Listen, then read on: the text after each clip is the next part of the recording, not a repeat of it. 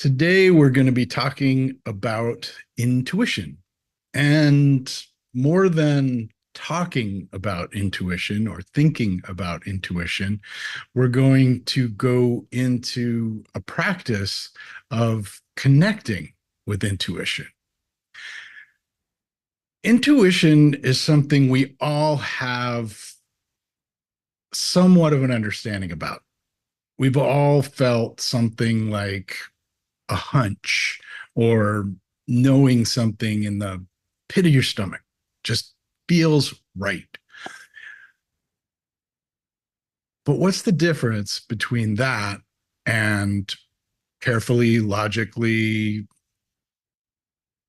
planning out options?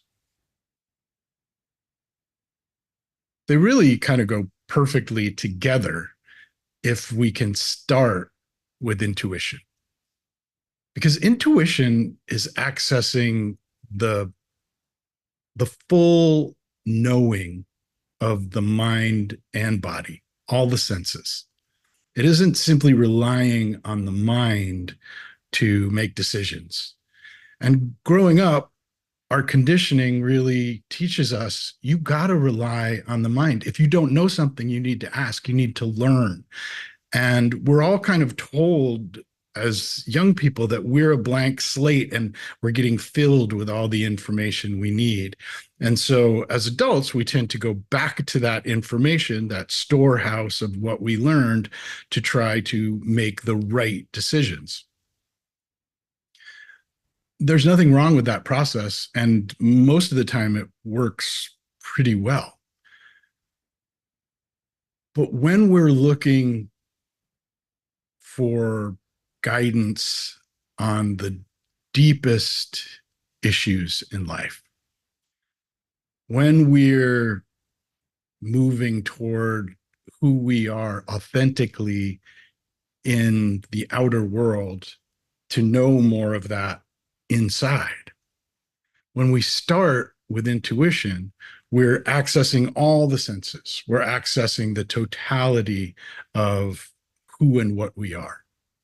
And then we can take the mind and its reasoning abilities, its intellect, and use it to sort through those options if we need to. The difficulty when we start with the mind is frequently we're starting with our conditioning. So we're starting with our doubts, our fears, our fear of the unknown. And we're going, oh, I need to make the right decision. So we're kind of setting ourselves up for cutting out lots of options and just thinking about what is safe. And now our definition of what is safe is going to be different depending on how we were raised and kind of where we are in our relationship to our mind identified sense of self. For example, if our mind identified sense of self is lost in addiction or or or be locked up in a sense of trauma, of being held in one place through fear, anxiety, depression, we're only going to get the options that exist on that spectrum, which could be really, really tight. If our whole view of the world is through the lens of anxiety or depression or whatever is going on in our mind identified sense of self, we will only have that much options available to us. But when we start to look outside of that in the whole of ourselves, we don't just see the options that the mind presents, we start to intuit the options that our more authentic sense of self has access to. And this isn't something that you can learn through just learning the steps or the exercises. We really need to do this.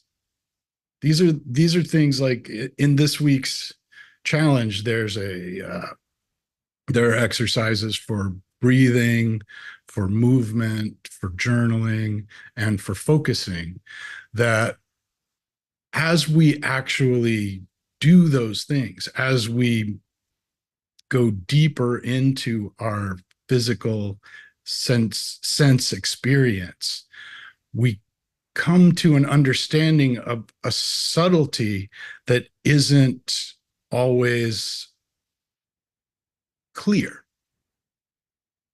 When we're kind of lost in thought, or when we're deeply anxious about some big decision we have to make, it's hard to feel the subtleties of what intuition presents us with. Because intuition is not normally, oh, heck yeah, right, let's go this way. It tends to be more of a quiet voice that offers, and this is my own experience too. It could be different for you. Your intuition could be heck yeah, but I know for my own life, most of my heck yeah was a rebound from heck no. There's no way I could do this, but oh yeah, that'd be awesome. And it was just this sort of flip flopping back and forth between like my doubts and my hopes. So I would be lost in the past, thinking about things that had failed before, that would then kind of stir up all my doubts. And then I would go into the future fantasizing about what could happen. Oh my God, what if that would make me so happy? Everything would be perfect. And I'd get myself all keyed up about it. And I'd be like, yes. But it would be more like I was grabbing at something that I thought was going to save me, going to make me happy. Or I was pushing away something I was so afraid was going to happen again and leave me trapped in this cycle of shame and, defeat. Um, and when we're just kind of going back and forth on that seesaw, I call it the seesaw of shame and specialness. We feel shame, so we want specialness. And then the specialness never lasts because we're tying it to things that happened in the outside world, or that we got, or that we own, or that a relationship, or what have you, a job. And so we're back on the shame and we need more specialness, and we just go back and forth like this. Intuition happens here in that center. Intuition happens when we go to the fulcrum of that piece of who we are, that isn't affected by the shame or the specialness. So, a part of what intuition offers us as well is a look into the whole, how do I want to put this? The arising of creation in life. Intuition is a part of this. It's like there's intuition, there's intention, and there's surrender. And they just kind of go like this. So when we have an intuition, when we experience intuition in our lives, it's the beginning of the cycle of creation. So intuition arises. This is something I want to do or be or create or realize. And that moves to intention. Now, intention is about doing or being.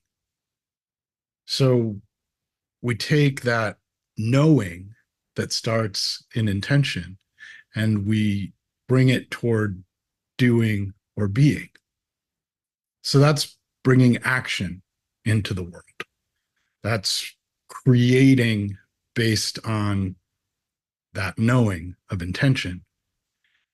And then all we can do with that creation is surrender it to the same place it came from, which is kind of nothing and nowhere. We can't cling to the results of that creation and still be in tune with this circle of creation. When we say no, it needs to be like this. When we get to the intention part and it's not intention, but it's pushing and pulling, that's where our suffering is. And we start to see the release of that pushing and pulling in intuition. Because intuition comes when we open our hands and we relax our shoulders and we take a deep breath and we move to the senses and out of the mind identified sense of self. So we're starting there, we're connecting with a deeper sense of what is, for lack of a better way of putting it. Then we're bringing that intention along with that intuition. And then we're surrendering to the results. That doesn't mean that we can't do everything in our power to realize our intention, but it means we approach it with an attitude, a viewpoint, an open-handedness of surrender, that I can't control the outcome, but I can bring my intention and intuition to this. And then there starts to be this sense that the intuition and the intention don't have uh, a locus, an origin point, that they're not my intuition, my intention. It's simply arising as in the course of being. And so this cycle of creation is something we can just keep staying in touch with, coming back to. And what's great is we can start at any point. If you don't feel intuition, if you're like struggling and doing the exercises and going, I don't feel the intuition, this isn't working for me, all I feel is the same old doubt and anxiety, then you can just go to surrender and start there. You can let go of that and just get curious about what is and approach it as the unknown, stepping into the unknown, which is surrender. Or if you have intention and you don't really know if it's coming from doubt or if it's coming from intuition, you can just kind of rest in that intention and see. Because once you surrender, you're going to find out, and it's going to come back around to intuition again. So this process tends to build our intuition muscle. It builds our surrender muscles, the yielding part of the myths mind reset.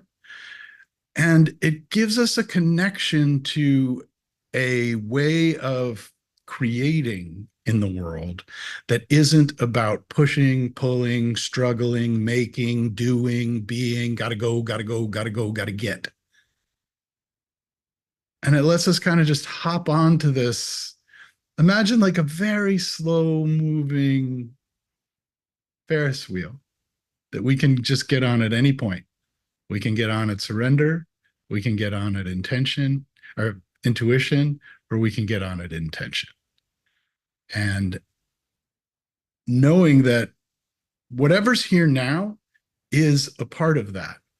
And if we feel disconnected from any of those parts, we can come back to the senses to reestablish that connection.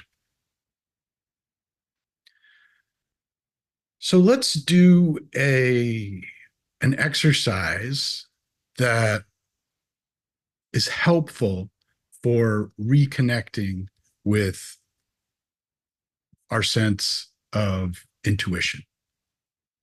And this is a really uh, great practice that I learned about recently, actually, that I love. It's similar to things that I had been doing on my own, kind of cobbling together. And I had never heard of the philosopher and psychologist Eugene Gendlin. Um, but he has a practice called focusing that's about accessing the embodied wisdom of the felt sense. So let's just take a few minutes and practice this together and feel into what intuition is.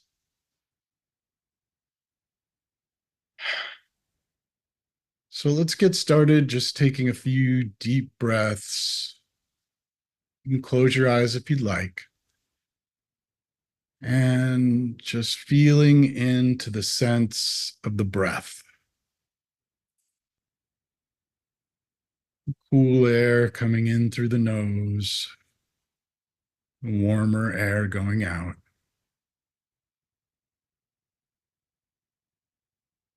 Sensing into the body in the chair, feet on the floor, the sensations in the hands.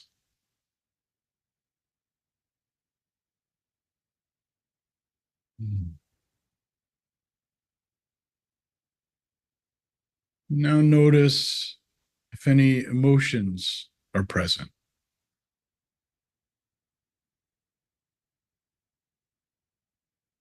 Just see if you can gently name and notice that emotion,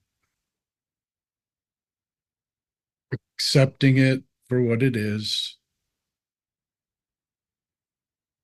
just allowing it to be there.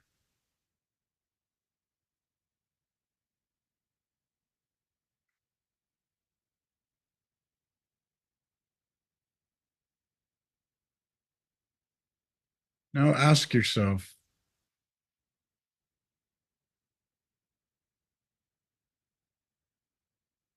what am I curious about?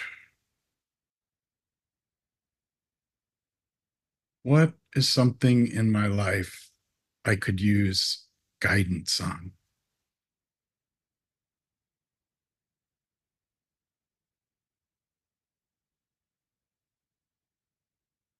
What challenges are you facing in your life?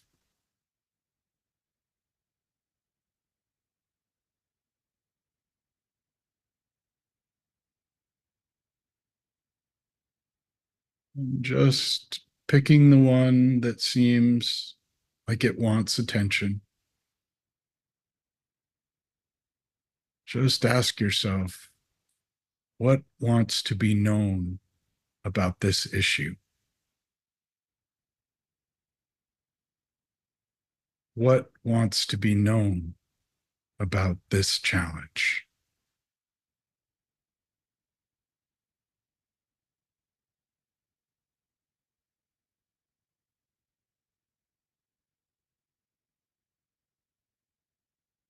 And again, going to the senses,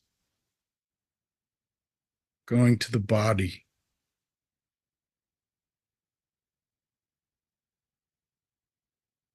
just being with the subtle sense reactions in the body,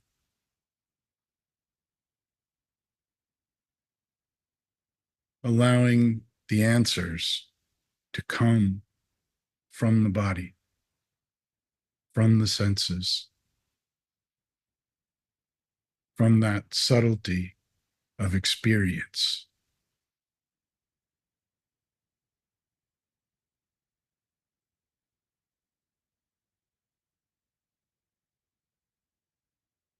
And as you start to feel intuition arising, or any kind of stirring around this issue, take a moment simply to welcome that. to see it, to feel it.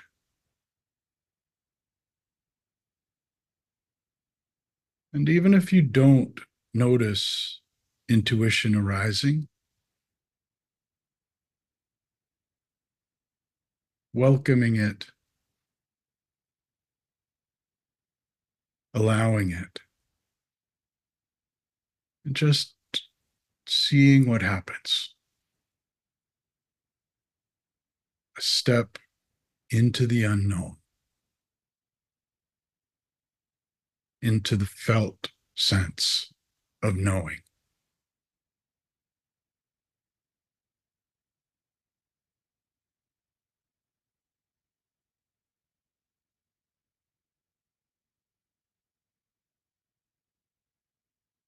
A small stirring, just arising in the peace at the center of your experience.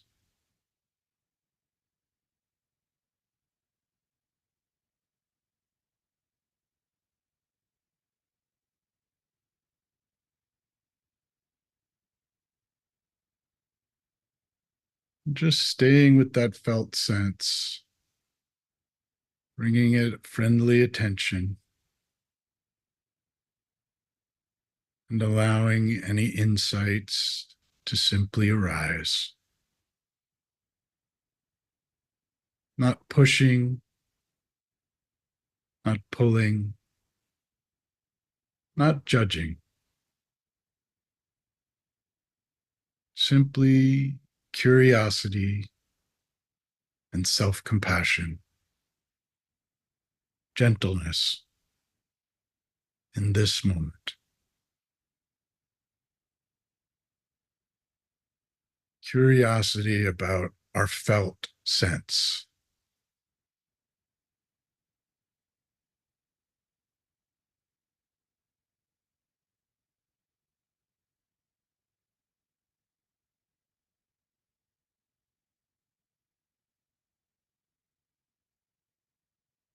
When you're ready, take a few deep breaths. Wiggle your fingers and toes and open your eyes.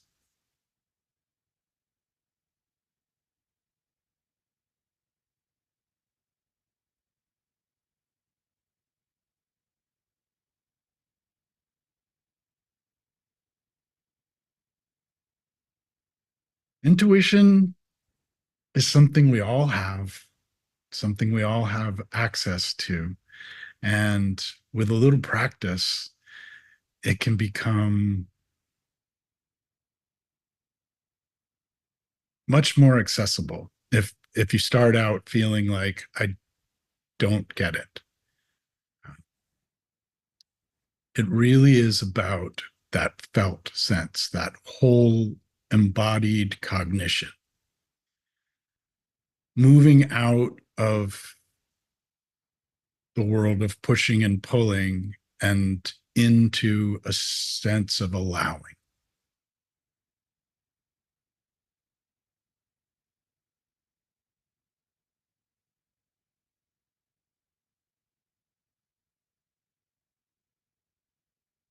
I'm really looking forward to hearing how your experiences with intuition go.